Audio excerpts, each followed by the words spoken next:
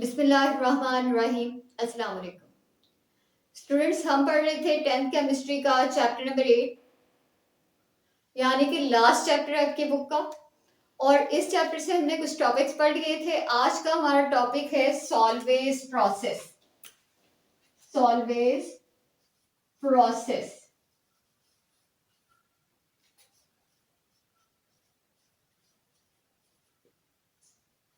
Students, ये देखिए, ये जो नाम है सॉल्वेज, इस टॉपिक का, ये थोड़ा सा अजीब सा है दिखने में। यानी इस तरह का वर्ड आपने पहले तो नहीं सुना होगा। तो ये जो सॉल्वेज प्रोसेस है ना, ये जिस केमिस्ट ने ये प्रोसेस हमें इंट्रोड्यूस करवाया, उनका नाम सॉल्वे था। और उसी की वजह से इस पूरे प्रोसेस का नाम भी सॉल्वेज प्रोसेस रख दिया गया। स्टूडेंट्स, ये टॉपिक लॉन्ग क्वेश्चन के लिए भी इंपॉर्टेंट है, लॉन्ग क्वेश्चन में भी आ सकता है। लेकिन उससे ज्यादा इंपॉर्टेंट इस टॉपिक के अंदर 3 शॉर्ट क्वेश्चंस हैं जो कि काफी ज्यादा इंपॉर्टेंट है, और वो मैं आपको टाइम टू टाइम बताती जाऊंगी साथ साथ। स्टूडेंट्स, अब देखेंगे सॉल्वेज प्रोसेस है क्या चीज, किस लिए इस्तेमाल होते हैं, क्यों इसको बनाया गया, क्यों इंट्रोड्यूस करवाया गया, क्या इंपॉर्टेंस है इसकी हमारी लाइफ में। ये तमाम क्वेश्चंस जो हैं वो आज के टॉपिक में हम क्लियर करेंगे।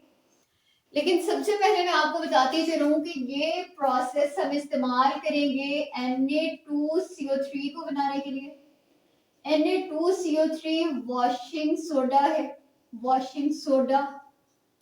यानी कि आपके घरों में जितने भी डिटर्जेंट्स हैं, जिनमें सनलाइट है, जिनमें ब्राइट है, जिनमें एक्सेल है, जिसमें कमांडो है, ये तमाम चीजें जो हम कपड़े धोने के लिए इस्तेमाल करते हैं पाउडर की शक्ल में, इन सब में वॉशिंग सोडा है। और वॉशिंग सोडा का पर्पस क्लीनिंग है, क्लीनिंग ऑफ क्लॉथ्स है, या washing, it is use for washing of clothes. तो काफी ज्यादा इंपॉर्टेंट चीज है, हर दूसरे घर में ये इस्तेमाल हो रहा है, बल्कि हर दूसरे क्या, हर पहले घर में इस्तेमाल हो रहे, इतना ज्यादा इस्तेमाल हो रहा है ये चीज। और इसको बनाने का तरीका हमें किसने सिखाया, हमें सॉल्वे ने सिखाया। नंबर 2 पे स्टूडेंट्स, इसी प्रोसेस के दौरान हम बनाएंगे NaHCO3। इसका कॉमन नेम है baking soda, baking soda.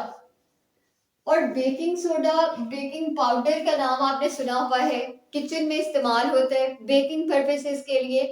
Bakery items जिनमें केक्स हैं, जिसमें बिस्किट्स हैं, जिसमें पेस्ट्रीज हैं, ये तमाम चीजें बनाने के लिए इसको इस्तेमाल किया जाता है। और स्टूडेंट्स देखें, जो बिस्किट्स हैं वो भी हर घर में इस्तेमाल हो रहे हैं। यानी कि बेकिंग सोडा भी हमारी जिंदगी का एक इंतहाई इंपॉर्टेंट कंपोनेंट है। और इसको भी बनाने का तरीका हमें सॉल्वे ने सिखाया।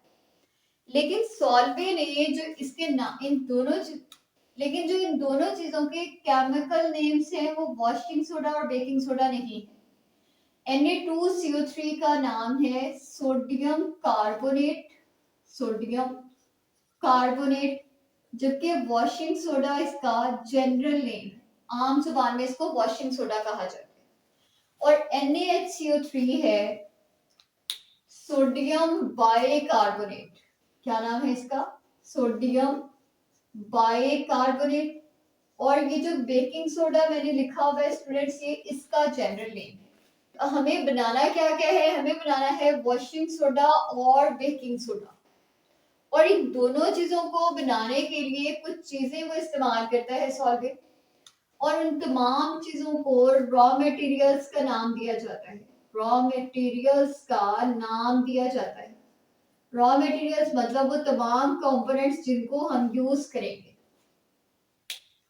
स्टूडेंट्स, रॉ मटेरियल्स पढ़ने से पहले ना हम प्रिंसिपल को पढ़ते हैं। तो आसान अल्फाज में समझा रही हूँ कि सॉल्वे ने ये बताया कि जब भी मैं टेम्परेचर, इस प्रोसेस के दौरान जो सॉल्यूशन होगा, उस सॉल्यूशन का टेम्परेचर अगर मैं 15 डिग्री सेल्सियस से कम कर दूं, और आपको पता है कि हमारा जो नॉर्मल रूम टेम्परेचर है वो 25 डिग्री सेल्सियस है, उससे कम करके 15 डिग्री सेल्सियस कहते हैं कि अगर मैं टेम्परेचर कर दूं, तो मेरे सॉल्यूशन के अंदर मौजूद कंपोनेंट जो कि NaHCO3 है, सोडियम बाइकार्बोनेट जिसका नाम है, ये प्रेसिपिटेट आउट हो जाएगा, ये प्रेसिपिटेट्स बना देगा, प्रेसिपिटेट्स बना देगा। और इसके प्रेसिपिटेट्स बनाने की वजह ये है कि इसकी सॉल्युबिलिटी 15 डिग्री सेल्सियस पे जाकर कम हो जाएगी। तो ये वाटर के अंदर 15 डिग्री सेल्सियस से ज्यादा टेम्परेचर पे सॉल्युबल होगा, जबकि 15 डिग्री सेल्सियस से अगर टेम्परेचर कम कर दिया जाए तो ये इनसॉल्युबल हो जाएगा और प्रेसिपिटेट्स बना देगा। और ये जो बात मैंने लिखी है स्टूडेंट्स, ये अभी शायद आपको समझ ना आए, जैसे ही हम इस पूरे प्रोसेस को समझेंगे तो ये बात आपको बड़े अच्छे तरीके से समझ आ जाएगी। और मैंने आपसे कहा कि मैं आपको टाइम टू टाइम ये भी बताती जाऊंगी कि कौन कौन से इंपॉर्टेंट शॉर्ट क्वेश्चन है। तो प्रिंसिपल ऑफ सॉल्वेज प्रोसेस काफी ज्यादा इंपॉर्टेंट शॉर्ट क्वेश्चन है ये। और सेकंड हेडिंग मैंने लिखी हुई है रॉ मटेरियल्स की। तो स्टूडेंट रॉ मटेरियल का भी शॉर्ट क्वेश्चन पास्ट पेपर्स में काफी दफा पूछा जा चुका है, यानी कि ये भी इंपॉर्टेंट शॉर्ट क्वेश्चन। अब मैंने आपको ये बताया कि रॉ मटेरियल से मुराद है वो तमाम चीजें जो हम इस प्रोसेस के अंदर इस्तेमाल करेंगे। तो स्टूडेंट सॉल्वे ने 3 कंपोनेंट्स यूज किए, वैसे तो 4 चीजें यूज हुई हैं, लेकिन किताब में रॉ मटेरियल्स के नाम पर 3 कंपोनेंट्स बताए गए हैं, जिनमें से एक कंपोनेंट है NaCl। और NaCl का कॉन्सेंट्रेटेड सॉल्यूशन इस्तेमाल करेंगे और इस कॉन्सेंट्रेटेड सॉल्यूशन का नाम है ब्राइन। तो आप NaCl कह दें या ब्राइन कह दें, लेकिन मैंने NaCl के साथ एक वर्ड यूज किया कॉन्सेंट्रेटेड सॉल्यूशन का। स्टूडेंट्स इसका मतलब ये है कि हम किसी एक बीकर में अगर पानी ले लें और इस पानी के अंदर हम नमक डालना शुरू करें और नमक हम डालते जाएं और इसको मिक्स करते जाएं, एक टाइम आएगा कि जब इस पानी के अंदर मजीद नमक हल होना बंद कर देगा, नमक अंदर हल नहीं होगा बल्कि नीचे बैठना शुरू हो जाएगा। स्टूडेंट्स वो टाइम जब आपने मैक्सिमम NaCl यानी सॉल्ट को अंदर हल कर दिया और अब मजीद डालने पे वो हल नहीं हो रहा बल्कि नीचे बैठ रहा है, उसी टाइम पे इस सॉल्यूशन को कॉन्सेंट्रेटेड सॉल्यूशन कहा जाता है और उसी कॉन्सेंट्रेटेड सॉल्यूशन का नाम क्या है, ब्राइन है। अब देखें, अगर आपने नमक तो पानी में हल किया हो लेकिन वो नमक पानी में और डालें तो वो भी हल हो जाए, स्टूडेंट्स उस सॉल्यूशन को हम ब्राइन नाम नहीं देंगे। ब्राइन हम तभी कहेंगे कि जब हमारा नमक नीचे बैठने लग जाए। ठीक है, तो ये एक चीज है NaCl या ब्राइन जिसको सॉल्वे ने अपने प्रोसेस के अंदर यूज किया। और स्टूडेंट्स आपने वैसे भी शायद ये सुना हुआ हो, नंबर 2 पे जो कंपोनेंट इसने यूज किया वो है CaCO3। और CaCO3 का जो नाम है, कॉमन नेम, वो बता रही हूं मैं आपको, वो है लाइमस्टोन। कॉमन नेम इसका लाइमस्टोन है और जो इसका केमिकल नेम है वो है कैल्शियम कार्बोनेट। कैल्शियम कार्बोनेट है इसका नाम। फिर जो तीसरी चीज उसने यूज की सॉल्वे ने, स्टूडेंट्स, वो था NH3 गैस। NH3 गैस है जिसने तीसरा कंपोनेंट यूज किया। अब ये वो 3 मटेरियल्स हैं। मैंने कहा एक चौथा भी है जिसको कार्बन डाइऑक्साइड गैस कहते हैं, काफी ज्यादा इस्तेमाल होगी इस प्रोसेस में, लेकिन वो बुक ने मेंशन नहीं की तो इसलिए मैंने भी यहाँ मेंशन नहीं की। जो प्रोसेस है, इस सॉल्वे प्रोसेस के बारे में कुछ तारीफें की गई हैं। उन तारीफों में से एक तारीफ ये की गई है कि इस्तेमाल होने वाले तमाम चीजें, तमाम मटेरियल्स ये काफी चीप हैं, यानी सस्ते हैं ये। नंबर 2 पे कहा गया है कि ये इजीली अवेलेबल है, आप इसको जिस मर्जी छोटे से छोटे या बड़े से बड़े सिटी में हो आपको ये मिल जाएंगे इजीली। नंबर 3 पे इस प्रोसेस की ये तारीफ की गई है कि इसके तमाम कंपोनेंट्स यानी रॉ मटेरियल्स ये बहुत ज्यादा अबंडेंस में पाए जाते हैं, काफी ज्यादा मिकदार में पाए जाते हैं। इनको ढूंढना, इनको हासिल करना, इनको इस्तेमाल करना टफ टास्क नहीं। तो ये वो 3 किस्म की तारीफें हैं जो इस प्रोसेस की गई। स्टूडेंट्स, एक यहाँ पे बात आई कि all these materials are cheap. NaCl देख लें, पाकिस्तान के अंदर NaCl की कीमत तकरीबन कोई 20 से 25 रुपए किलोग्राम है, पर किलोग्राम। 1 किलो आपको नमक मिलता है 20 से 25 रुपए का, काफी सस्ता है ये। नंबर 2 पे स्टूडेंट CaCO3 लिखा हुआ है। लाइमस्टोन स्टोन मैंने आपको इसका नाम बताया। चूने का पत्थर, लाइम से मुराद है चूना और स्टोन से मुराद है पत्थर, तो चूने का पत्थर वो चूना जो हम अपने घरों की दीवारों पर लगाते हैं, जिसको व्हाइट वॉश भी कहा जाता है। स्टूडेंट्स चूना भी हमें काफी सस्ता मिल जाता है, जबकि NH3 गैस ये इन दोनों कंपोनेंट्स की निस्बत तो थोड़ी सी महंगी है, लेकिन हमारे बहुत सारे केमिकल्स की निस्बत ये भी कम कीमत में मिल जाती है। तो इस वजह से कहा जा रहा है कि तीनों कंपोनेंट्स चीप हैं। अब देखें स्टूडेंट्स, ये तो हमने वो चीजें देखी जो इस्तेमाल होंगी, लेकिन इस्तेमाल करने के लिए कोई तरीका होगा, तो उस तरीकों को हम यहाँ पढ़ते हैं। मैं आपको एक फ्लो शीट डायग्राम बनाकर इसको समझाती हूँ। देखें, ये जो सॉल्वर ने प्रोसेस किया, उसने कहा मेरे पास एक टैंक है और इस टैंक को मैं टावर कहूंगा, जो भी टैंक इस्तेमाल करूंगा उसको टावर कहूंगा। स्टूडेंट्स, अब टैंक क्यों? क्योंकि ये मैंने भी आपको बताया कि वॉशिंग सोडा और बेकिंग सोडा हर घर में इस्तेमाल होने वाली चीजें हैं, तो किसी छोटे बर्तन में बनाकर तो पाकिस्तान की जरूरत पूरी नहीं की जा सकती। हमें इंडस्ट्रीज में लार्ज स्केल पे इनको बनाना पड़ता है, तो इसलिए मैंने टैंक्स कह रही हूँ उनको। तो ये जो टावर है, कहते हैं कि इसके अंदर मैंने नंबर 1 पे ब्राइन डाला हुआ था। ब्राइन वही NaCl का सॉल्यूशन, और इस ब्राइन के अंदर मैंने जो दूसरी चीज ऐड करवाई वो है NH3 गैस, अमोनिया गैस को इसके अंदर डाला। स्टूडेंट्स, इस टैंक के अंदर ब्राइन था, यानी कि NaCl जो कि पानी के अंदर हल किया हुआ था वो मौजूद था। और तीसरी चीज जो हमने डाली वो कौन है? वो है NH3 गैस। स्टूडेंट्स, इन दोनों चीजों को मैं ब्राइन कह रही थी, और अमोनिया डालने के बाद मैं इस ब्राइन का थोड़ा सा नाम चेंज करके आपको बताती हूँ, ये हो जाएगा अमोनिकल ब्राइन। ब्राइन का नाम चेंज होके क्या बन गया? अमोनिकल ब्राइन नाम बन गया। और ये जो टावर है, इस टावर के अंदर क्योंकि अमोनिया डाली जा रही है गैस, इसलिए इस टावर का नाम बना अमोनिएटिंग टावर।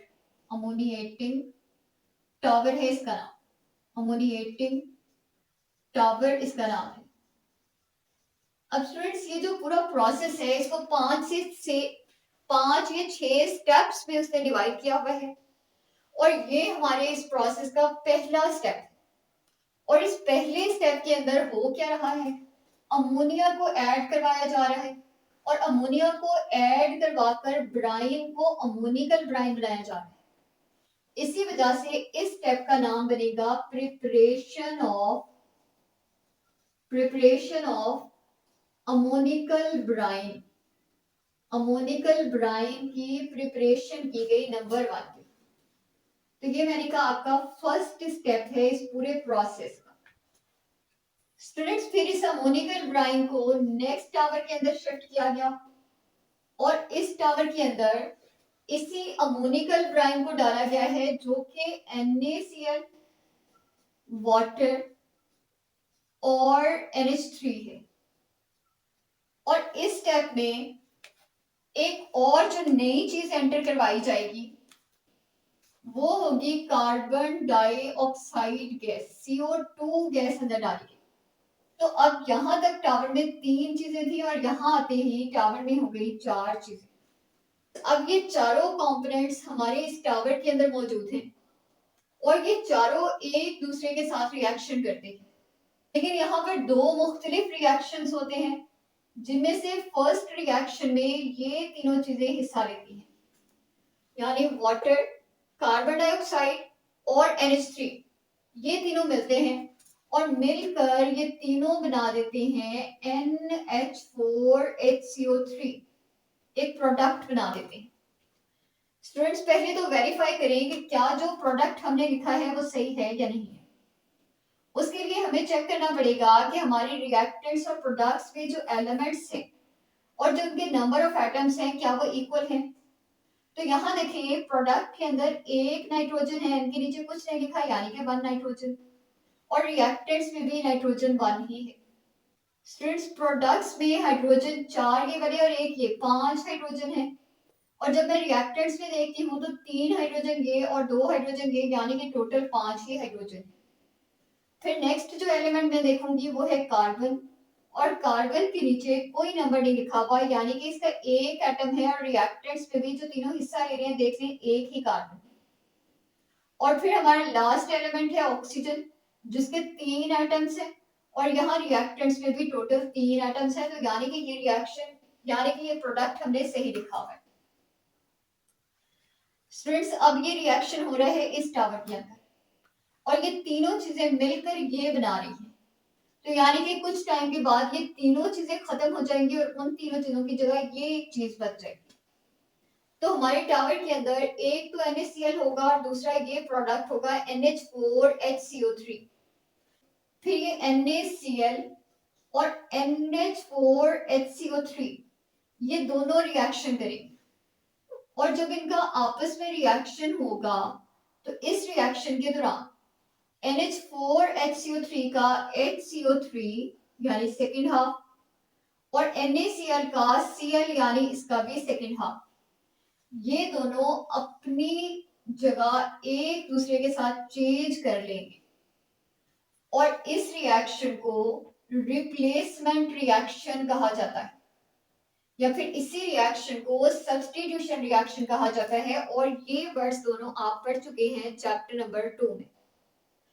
तो स्टूडेंट्स रिएक्शन के नतीजे में बनेंगे दो नए प्रोडक्ट्स, एक तो यही Na है जिसके साथ HCO3 आके जुड़ा तो बन गया NaHCO3, एरो लगा देती हूँ मैं क्योंकि ये रिएक्टेंट्स है, ये प्रोडक्ट्स हैं, और दूसरा ये NH4 था जिसके साथ आके क्या चीज जुड़ी, ये Cl आके इसके साथ जुड़ गया। तो स्टूडेंट्स ये हमारा रिएक्शंस हुए दोनों, और ये दोनों रिएक्शंस इस टावर में हुए। इस रिएक्शन में या इस टावर में मैंने कार्बन डाइऑक्साइड को एंटर करवाया, इसी वजह से इस टावर का नाम बन गया कार्बोनेटिंग टावर। कार्बन डाइऑक्साइड को ऐड करवा रही हूँ इसलिए कार्बोनेटिंग टावर इस टावर का नाम बना।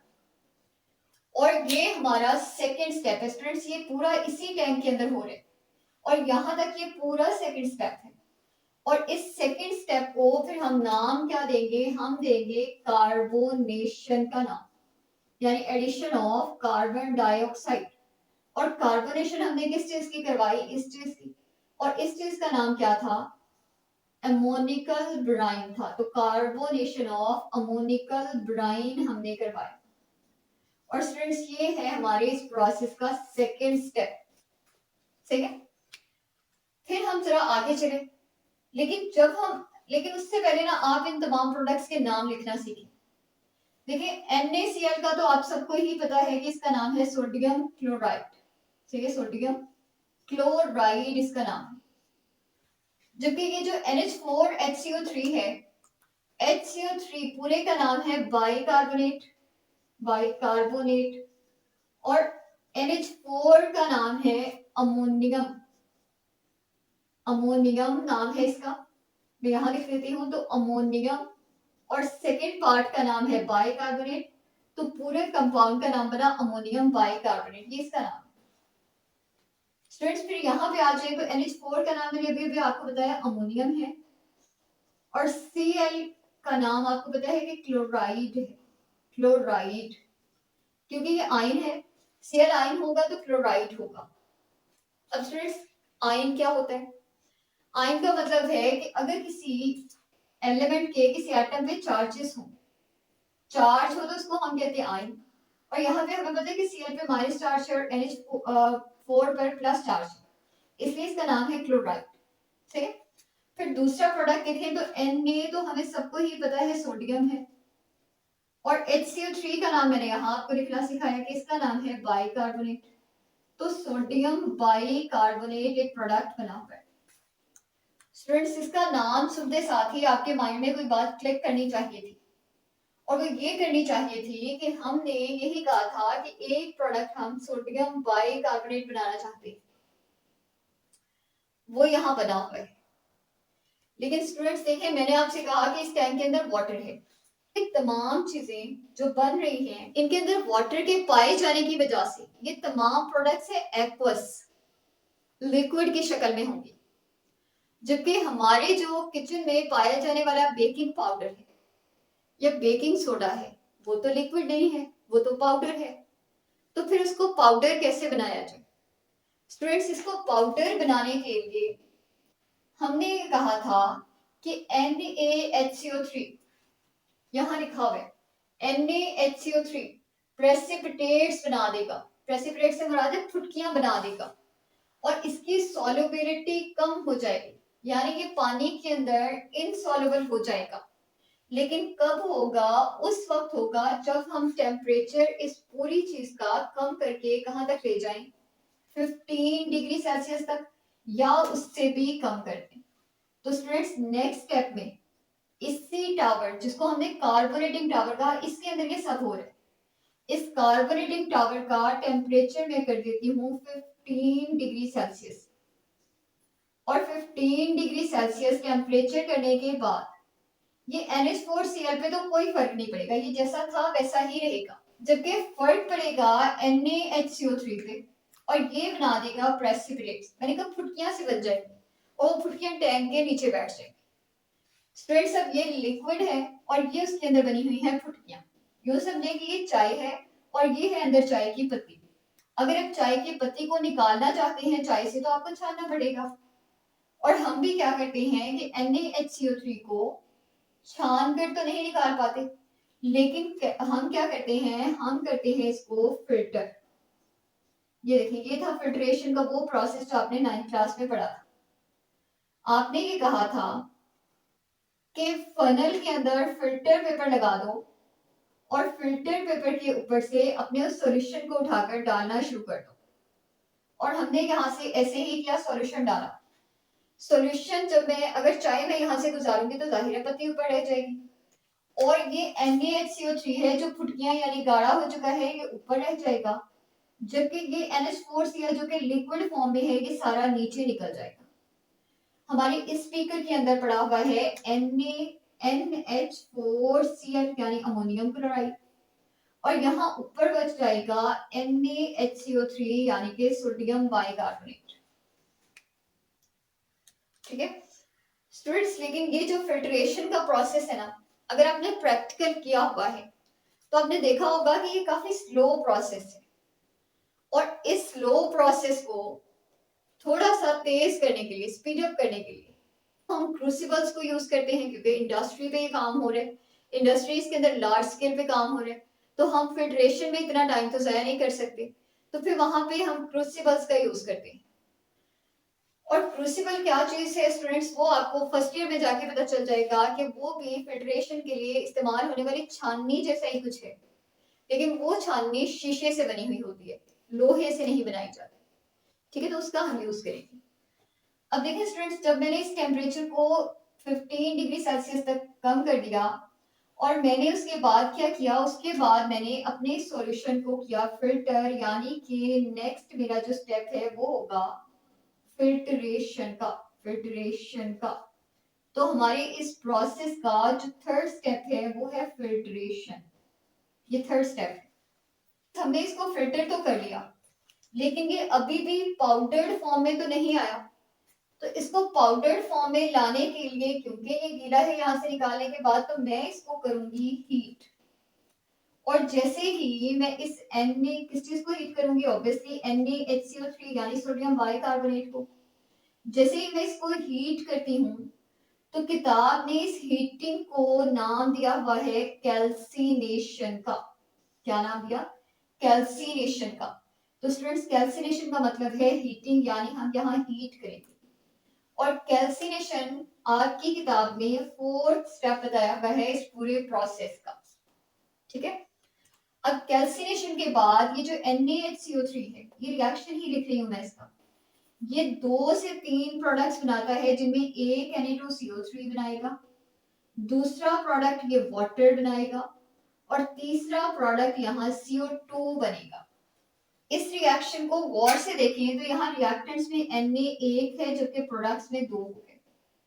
इसको बैलेंस करने के लिए मुझे यहाँ 2 मोल्स यूज करने पड़ेंगे, ताकि Na रिएक्टेंट्स में भी 2 हो और प्रोडक्ट्स में भी 2 हो जाए, हाइड्रोजन रिएक्टेंट्स में भी 2 हो और प्रोडक्ट्स में भी 2 हो जाए, ऑक्सीजन रिएक्टेंट्स में भी 6 हो, 3 टू द 6, और प्रोडक्ट्स में भी 3 ये और 3 ये मिला के 6 हो जाए। कार्बन रिएक्टेंट्स में भी 2 हो और प्रोडक्ट्स में भी 2 हो जाए। सही है, तो ये हमारा रिएक्शन हो गया बैलेंस। अब स्टूडेंट्स कैल्सिनेशन के बाद Na2CO3 हीटिंग की है हमने।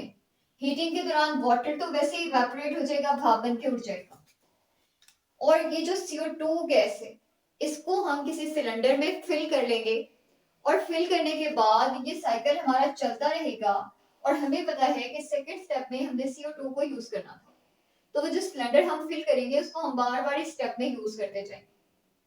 जबकि Na2CO3 यही तो वो चीज है जिसको हम बनाने की कोशिश कर रहे थे, और ये है वॉशिंग सोडा।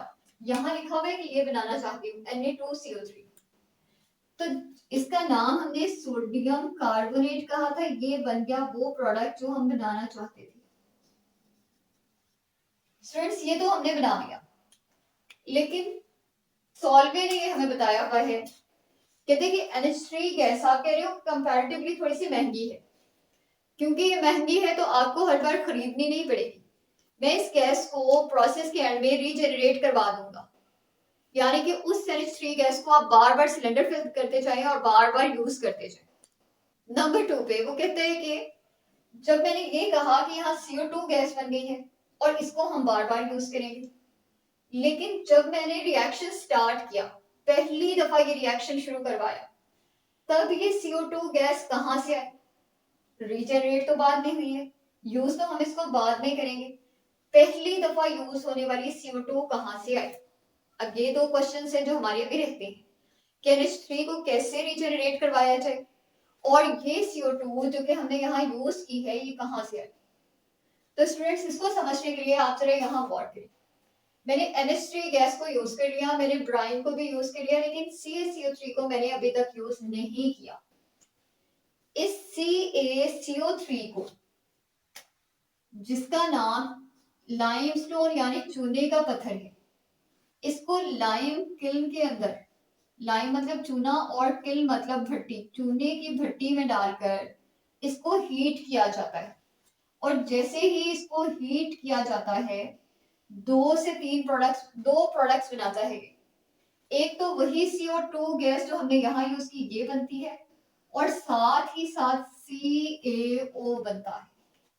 अब स्टूडेंट्स इस CaO का नाम है क्विक लाइम, जनरल नेम है इसका, और इसी का दूसरा नाम है कैल्शियम ऑक्साइड।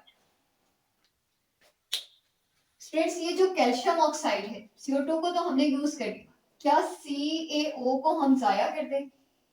कहते नहीं, आप बिल्कुल भी जाया ना करेंगे, आपके काम आएगा, क्योंकि अभी भी आपका एक काम रहता है NH3 को रीजनरेट करवाने का। आप इसी CaO को उठाएं यानी कैल्शियम ऑक्साइड को, और इसकी आप कर दें स्लैकिंग, स्लैकिंग कर दें, लेकिन स्लैकिंग का मतलब है कि वाटर के अंदर इसको हल कर लें, और वाटर के अंदर हल करने से ये बनाएगा CaOH ट्वाइस। स्टूडेंट्स इसका नाम है स्लेट लाइम, भी इसको कहा जाता है, कॉमन नेम है इसका, और इसका दूसरा नाम है कैल्शियम हाइड्रोक्साइड, कैल्शियम हाइड्रोक्साइड इसका नाम है। अब क्या इस कैल्शियम हाइड्रोक्साइड को जाया कर दूं? तो कहते हैं नहीं, आप इसको जाया ना करें, आपके काम की चीज है, और इसको हम कहाँ यूज करेंगे? तो इसी कैल्शियम हाइड्रोक्साइड यानी कि स्लेट लाइम को लेंगे, और स्टूडेंट्स यहाँ NH4Cl पे मैंने आपसे कहा था कि इसको भी छोड़ दें, इसको हम एंड में देखते हैं। एक ये NH4Cl है जो पड़ा हुआ है, बाकी सब चीजें हमने यूज कर ली, और एक ये CaOH ट्वाइस है जिसको हमने अभी तक यूज नहीं किया। कहते हैं इन दोनों चीजों का आपस में रिएक्शन करवा दो, CaOH ट्वाइस को लो, NH4Cl को लो, रिएक्शन करवा दो इनका, रिएक्शन के प्रोडक्ट्स में यहाँ लिख रही हूँ। स्टूडेंट्स जब हम रिएक्शन करवाते हैं तो हमारे पास 3 प्रोडक्ट्स बनते हैं। एक प्रोडक्ट हमारे पास बनता है NH3 अमोनिया गैस जो हमने रीजनरेट करवानी थी, नंबर 2 पे हमारे पास बनता है वाटर, और नंबर 3 पे हमारे पास बनता है CaCl2। लेकिन अब इस रिएक्शन को वेरीफाई करते हैं। NH4 यहाँ रखा हुआ था जिसमें से एक NH3 यहाँ आ गया। स्टूडेंट्स यहाँ देखें Cl2 है और यहाँ Cl1 है, तो अब इस रिएक्शन में कुछ गड़बड़ है, इसलिए इसको हमें करना पड़ेगा बैलेंस। इसको बैलेंस करने के लिए यहाँ Cl2 है और यहाँ Cl1 है, तो इसको 2 बनाने के लिए मैं कहती हूँ आप इसके 2 मोल ले लें। जैसे ही आप इसके 2 मोल लेते हो तो Cl तो रिएक्टेंट्स में भी 2 हो गया, प्रोडक्ट्स में भी, लेकिन NH4 यहाँ 2 हो गया और यहाँ सिर्फ NH3, तो स्टूडेंट्स NH3 को भी 2 कर दो। NH4 से दो NH4 से 2 NH3 बने, यानी कि 2 हाइड्रोजन बचे हुए। ये दोनों हाइड्रोजन और ये दोनों हाइड्रोक्सिल, 2 हाइड्रोजन और 2 हाइड्रोक्सिल अगर मिलेंगे तो ये वाटर तो बनाएंगे, लेकिन कितने वाटर बनाएंगे? 2 वाटर मॉलिक्यूल बनाएंगे, यानी वाटर मॉलिक्यूल्स भी 2 बनेंगे। साथ ये Ca है और ये Cl है जो कि 2 था, तो ये प्रोडक्ट बनेगा तीसरा।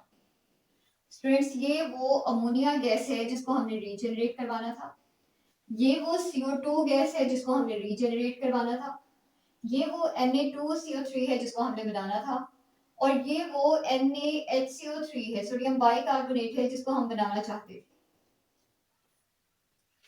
इस प्रोसेस के अंदर हमारी यही 4 मकासद थे कि हम ये चारों चीजें बना लें, और स्टूडेंट्स हमने ये चारों चीजें बना ली। तो ये है सॉल्वे प्रोसेस। और जी मुझे याद आ गया, मैंने आपसे कहा था कि 3 इंपॉर्टेंट शॉर्ट क्वेश्चन हैं। तो स्टूडेंट्स एक तो ये प्रिंसिपल है, एक रॉ मटेरियल्स है, और एक है रीजनरेशन ऑफ अमोनिया गैस, कि अमोनिया गैस को आपने कैसे रीजनरेट किया। तो ये लिखा हुआ है इसका तरीका कि हमने कैसे रीजनरेट किया। आप कहेंगे कि one calcium hydroxide reacts with NH4Cl ammonium chloride, it forms ammonia gas और it regenerates ammonia gas। तो ये हमारा थर्ड शॉर्ट क्वेश्चन है। और स्टूडेंट्स इसमें एक और शॉर्ट क्वेश्चन जो पूछा जा सकता है, that is recovery of carbon dioxide, कि आपने कार्बन डाइऑक्साइड को कैसे रिकवर किया। तो वो हमने यहाँ लिखा है कि CO2 हमारी कब बनी थी? जब हमने सोडियम बाइकार्बोनेट की कैल्सिनेशन की थी तब ये बनी। तो ये है हमारा सॉल्वेज प्रोसेस। तो स्टूडेंट्स ये है हमारा आज का लेक्चर। उम्मीद है कि आपको ये लेक्चर अच्छे तरीके से समझ आ गया होगा। अगर आपको इस प्रोसेस में कहीं कोई मसला आ रहा है तो आप इस वीडियो के कमेंट सेक्शन में अपने क्वेश्चंस पूछ सकते हैं। अल्लाह हाफिज।